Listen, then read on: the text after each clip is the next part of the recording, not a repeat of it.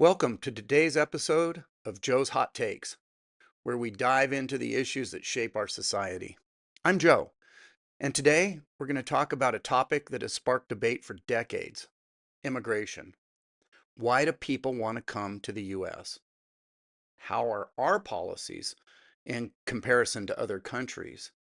And is there a better way to approach immigration reform? Well, let's break it down. Uh, really want today, we just want to talk about why do people want to immigrate here, and how are our policies the same or different from our bordering countries of Canada and Mexico? And let's offer a proposal for a structured immigration pathway. It's an interesting concept. Okay, so let's jump into segment one.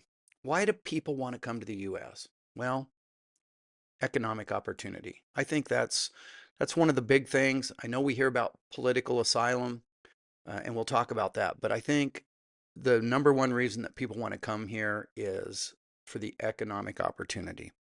People know that they can come here, earn a good living, and build a really better life for them and their families than they maybe can in some of these other countries. Um, a lot of these countries, there's just no economy. They're just struggling day to day to day. That's why I think you see so much drug activity in places like Mexico or in Afghanistan, the Middle East, where you're seeing poppy seeds grown and heroin distributed. So there's a lot of economic opportunity here, and people see it. People want that American dream, and who can blame them for that? I think we all want that. Another thing is the political stability. I think people see the stability that we have here. We have a very stable government. We have a very strong defense for our country. Our country is very well defended.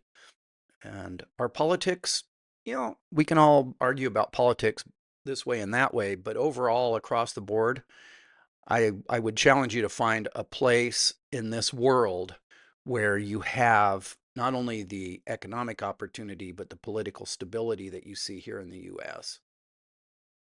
Um, the other thing that we have to offer, I think, is better education and healthcare. Those are definitely some factors.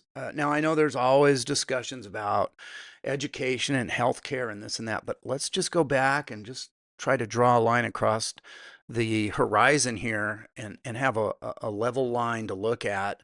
When you add in economic opportunity, political stability, access to better education, healthcare, I think it's hard, again, to find another country where you can find all of these things in alignment that really give us the opportunity to grow and expand. So, um, there's some real world examples out there of individuals seeking that better life, and it comes right from my family. My father was a first generation U.S. citizen. He was born in Cleveland, Ohio, many, many years ago. um, but he was born in Cleveland, Ohio. His mother and father came to the U.S. from Sicily. They came over on the boat. They landed in New York. They signed into the book and became Americans. And it was interesting because my father used to say that, and he's passed. My father used to say, when we got to America, well, not he wasn't, he was born here, but when his family got to America, his father said, "We will no longer speak Italian. We will speak English. We're in America, we're going to speak English." So unfortunately, our family lost our language, but that was kind of the mindset back in those days. You come into America, you learn English, you scrap your old ways, you learn the new ways. I don't know if I definitely agree with that. I think that you have to hold on to your old traditions. You have to hold on to onto your culture, that where you came from. Um, excuse me, and definitely, I'm a strong believer in you hold on to your language, be it Italian or Spanish or whatever country you came from. You need to hold on to that language as well. That's my beliefs. But they came here and they wanted a better life, and they found it. My grandfather was very successful with interior design, and back in those days they were doing a lot of plaster work and wallpapering and things like that. So that's where he thrived and made his better life for his family. So, all right, so let's compare this to Canada and Mexico. What are their immigration policies like? All right, well, for example, Canada requires proof of income. So you can't just show up at the border of Canada and say, hey, I just want to be a Canadian citizen now. I want to move in. I'm here. When I get there, I'll figure it out. That won't work. You need to show proof of income, employment, or some type of means of support. You're not welcome to just come into their country just as a freelance. Here I am, and I'll figure it out. Won't work. Let's look at Mexico. Mexico enforces visa requirements uh, and economic stability for just even for long-term stays. We're not even talking about actually making Mexico your place to live. But you have to be able to show them that, yes, I have long-term economic stability. I have money coming in, I can live here, and I can take care of myself.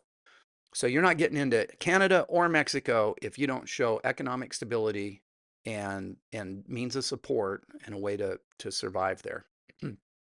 So, um, why doesn't the U.S. have a similar policy in place, or do we?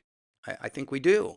However, what we're seeing is a lot of people are trying to come into the country illegally. Now, when you come in through legal measures, then yes, uh, we expect you here to do the same, be a viable member of society. However, when you illegally cross the border, if you illegally cross into Mexico or illegally cross into Canada, there's no discussion. You are immediately detained and deported. You're done. You're out. Here in the U.S., we're a little more welcoming, or we have been in the past. So the pathway to citizenship in the U.S. is difficult. I get it. It's a long, drawn out governmental red tape situation. But we have to go somewhere. We have to start somewhere and have some sort of policy. So let me jump into segment number 2, which is a proposal for immigration reform. Okay, so here's an idea. You ready for this? Temporary residency program, but it has structured requirements. So, first thing, I show up at the border. I'm coming from another country. I show up at the border of the United States. The first thing I'm going to need to do is complete an application. And that's going to detail either my income source or my trade. How am I going to come to the United States and earn money? How am I going to be able to take care of myself? So in this application, I will detail either I'm coming with income or I have a trade. Next thing, I'm going to be fingerprinted. So we're going to fingerprint, we're going to photograph, and we're going to provide a DNA sample. So everybody that comes to that border, once they fill out that application, they get fingerprinted, they get photographed, they provide a DNA sample. Now, excuse me, in return, the US government will now issue that person an immigration number. That immigration number will be used in a very similar manner as a social security number would for a US citizen.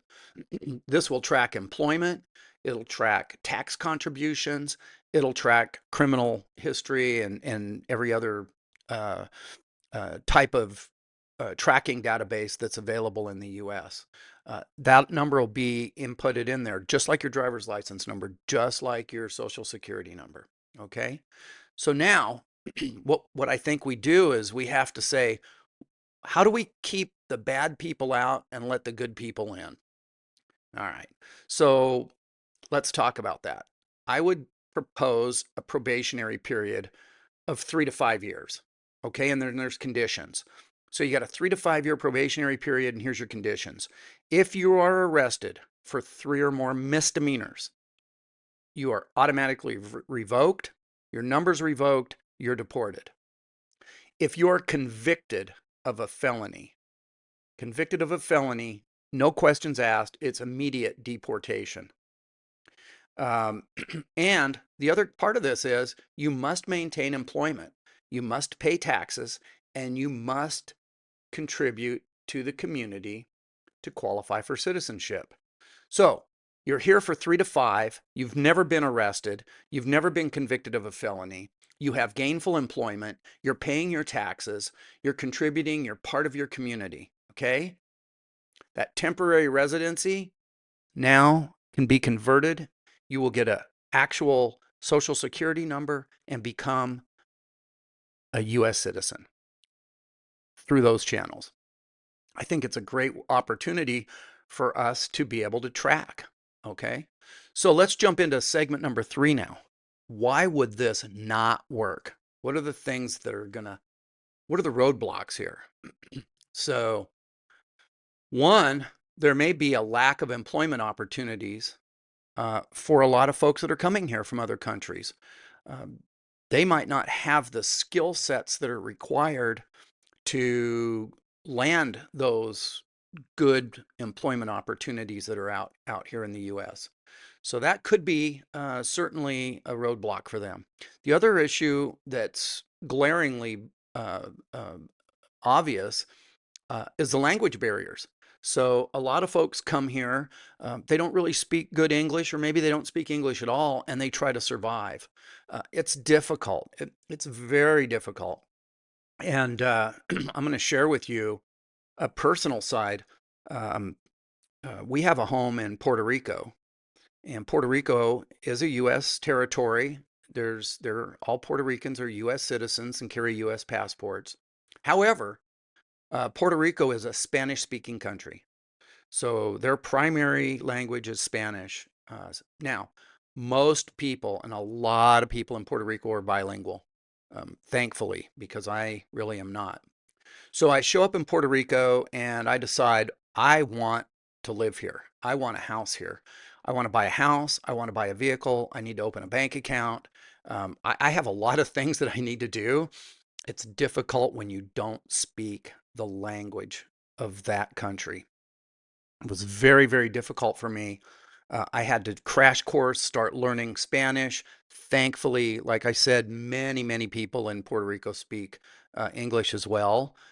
So a lot of those folks are bilingual.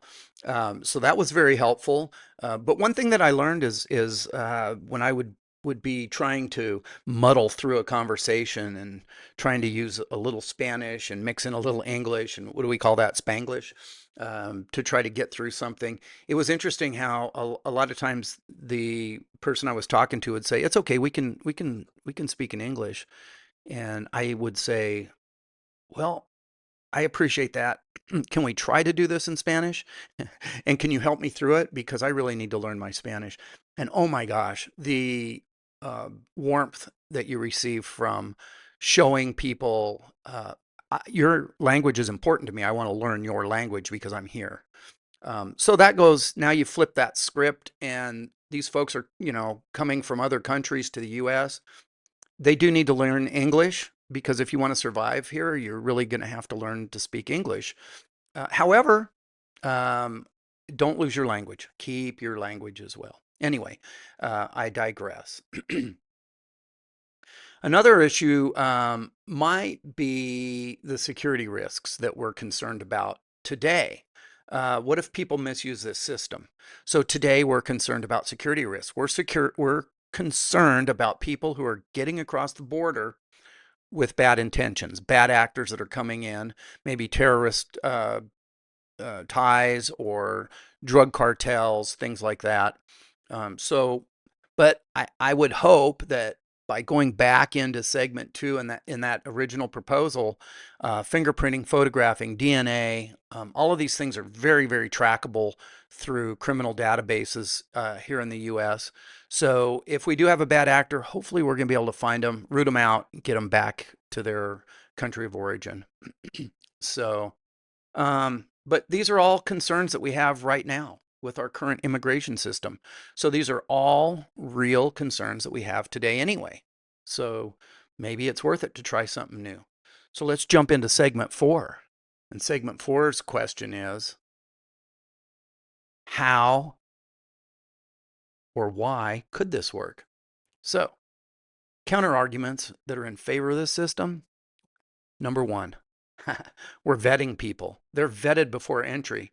That ensures applicants are accounted for. Next part, tracking. Tracking through an immigration number.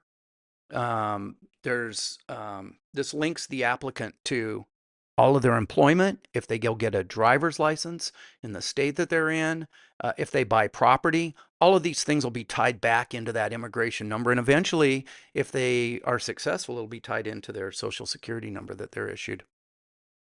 A structured system also allows law enforcement to track and remove bad actors. And I just talked about that, right? So we have these systems in place here in the US where we can track bad actors. So we can catch them. We're doing it right now.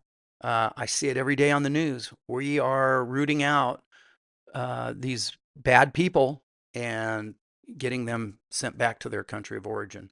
So I believe that this is a viable possibility. Why we're not doing something like this already, I don't know. Maybe it's too simple. Maybe it's so far-fetched that it just won't work. Maybe I'm that naive. I'm not sure. I'm hoping that I'm not. So anyway, well, thanks for listening to that. So let me just summarize here a few points. And I want to encourage this discussion. So could this be a step toward true immigration reform? With today's technology and resources, shouldn't we be able to build a more effective system? I think this might be a way to do it. So here's your call to action. Let me know what you think. Join the conversation. Leave a comment. And, thanks for listening. And like I always say, we'll see you next time. But until then, stay curious.